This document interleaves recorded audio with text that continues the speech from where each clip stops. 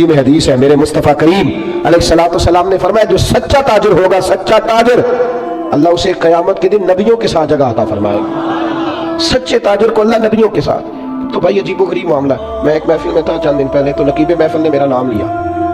आपको पता है ये मोहब्बत वाले होते हैं, संगीत नकीब जो होते हैं, प्यार वाले लोग होते हैं, इनकी भी ड्यूटी होती है ना तारीफ करने की, इनकी मजबूरी है, इन्होंने करनी है, ये नहीं करेंगे तो नाराज हो जाएंगे लोग। तो उसने कुछ ऐसे पता नहीं कहाँ से बेचारा रट्टा लगा के याद करके आया था, वो सारे उसने ना सारे अलकाब इकट्ठे करके तो मेरे नाम से जड़ दिए। अब मैं बड़ी देर तलाश करता रहा कि इन अलकाबात के अंदर मैं भला कहाँ पे हूँ। मेरे ऊपर तो मैं देख रहा था ना अपने आप को, मैंने जैसे आपको आते हुए कहा ना कि इनमें से बहुत सारे लोग ऐसे अल्हम्दुलिल्लाह स्टेज पर जिनके चेहरे मुझे नजर आ रहे थे कि मुझसे बहुत अच्छे हैं, नेक है, कोई मुलम्मा साजी नहीं कर रहा, ना ये मुझे कोई इनाम देंगे, लेकिन इंसान को पता होता है ना, पता तो सारा है ना सरदार नु कीतियां दा एदा पर्दा चपाया ही तेरा भला होसी। तो मैं तजर्बा कर रहा था कि जितने लोग बैठे इनमें से बहुत सारे ऐसे लोग हैं जो अहले खैर है, लेकिन मेरे भाई अब ढूंढना पड़ता है ना इतने बड़े अलकाबात के अंदर से कि इतना बड़ा इसका वजन है और हमारा वजन कितना है। तो मैंने उसको बाद में कहा, मैंने कहा यार ये तुम्हें पता है तो क्या कह रहा था लफ्जों का? कहने नहीं, मैंने तो तीन का तर्जुमा नहीं होता वो क्या है। तो मैंने कहा कुछ जरूरी है, आप मतलब आप सादा भी नाम ले लेंगे तो क्या हो जाएगा, लेकिन उन बेचारों की भी मजबूरी है ना जी। और वो अलकाबात वो हर रोज नकाबत करेगा, हर एक के बारे में वही जुमला कहेगा, हर पीर के बारे में वही फिक्रा कहेगा। कोई जरूरत नहीं, आप सच्ची बात करें, आप खरी बात करें, आप दो हरफों में बात करें, इंसान के लिए वो लफ्ज कहें जो रूह आपकी इजाजत देती है। अगर तबीयत इजाजत नहीं देती तो ना कहें, कोई हर्ज नहीं, कोई मसला नहीं, कोई जरूरत नहीं, कोई किसी किस्म का मामला नहीं।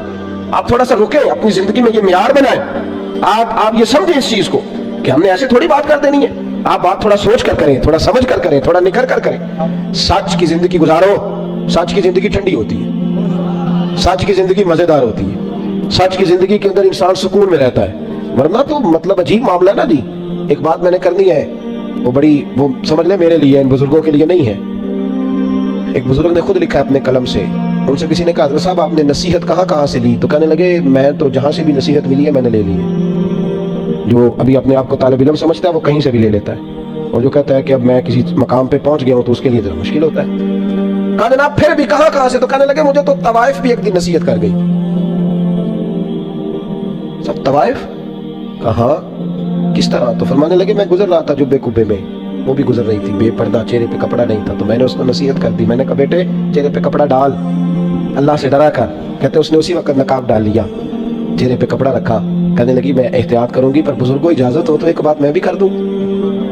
कहते मैंने कहा बेटे कर लो। तो कहने लगी हज़रत साहब मैं जो हूं ना मैं वही कहलाती हूँ, आप भी बतलाइए जो आप कहलाते हैं वो है आप, जो आप कहलाते हैं, जो आपको कहा जाता है वो है आप। मैं जो हूं ना मैं वही कहलाती हूँ। फरमाते मुझे तो वजद हो गया उसकी बातों, मैं चीख पड़ा, गश खा के गिरा, और मैंने कहा नहीं पुत्र, लोग मुझे जो कहते हैं वो मैं हूं नहीं। बड़ी सारी चीजें ऐसी हैं कि जो लोग कहते हैं पर मेरे अंदर पाई, मैं तो अपनी बेस को सीधी करने लगता हूँ ना जब मेरी तारीफ हो रही होती। मेरा तो दिल करता है कि शिमला थोड़ा और ऊंचा होना चाहिए। भाई सच की बात करें, खरी बात, पक्की बात। याद रखें कि जब पर्दे सुबह कयामत खुलेंगे तो फिर हालात मुश्किल होंगे।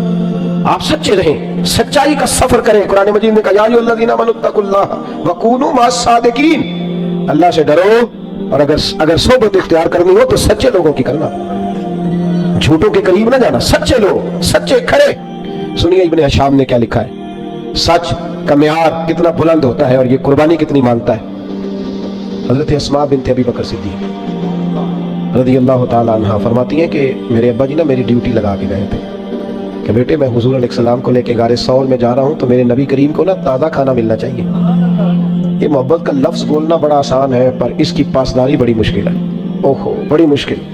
ताज़ा खाना, आज ना हाजी सवेरे सवेरे जाते हैं उम्रे वाले, और सुबह सुबह 2-4 बोतलें ले जाते हैं, गारे सौर पे जा रहे हैं। अब रास्ता भी बन गया है, दिन का वक्त भी होता है, रास्ते में भी 2-4-5 जगह पानी पीने का बंदोबस्त है, बोतलें मिलती हैं, फिर भी हाजी वापस आके बढ़ के मारते हैं। मैं जी अल्हम्दुलिल्लाह सवेरे चला गया, बस 2.25 घंटे पहुंच गया था, मसला ही कोई नहीं। मैं फिर आ गया, बड़े लोग रह गए जी, आप गए थे जी? वो 10 से औरों से भी पूछते हैं आप गए गारे हीरा पे या गारे सौर पे?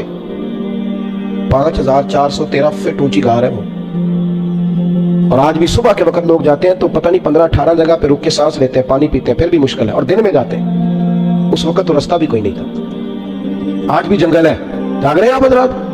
समझ आ रही है मेरी बातों की?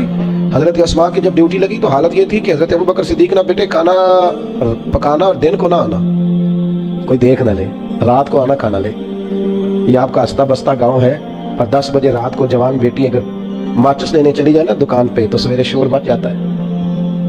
اور باپ ہو سکتا ہے کہ پھر محلے والوں سے نظریں نہ ملا سکے کہ جوان بیٹی عشق کا دعویٰ کرنا بڑا آسان ہے، اور یہ سپیکر جب میرے ہاتھ میں ہوتا ہے تو میں کہتا ہوں ایسے کر دوں گا، میں وہ کر دوں گا، پھر سپیکر کہیں پکڑی کی باتیں کرنی تو آسان ہے، جوش دکھانا تو بڑا آسان ہے، پر عمل کرنا اللہ چوں بگویم بمسلمانم بلرزم۔ جب میں کہتا ہوں میں مسلمان ہوں تو میں کانپ جاتا ہوں، جب میں کہتا ہوں یہ لفظ کہ میں حضور کا دیوانہ ہوں، اقبال کہتے ہیں مجھ پہ کب کبھی طاری ہو جاتی، سنو اور یاد رکھو۔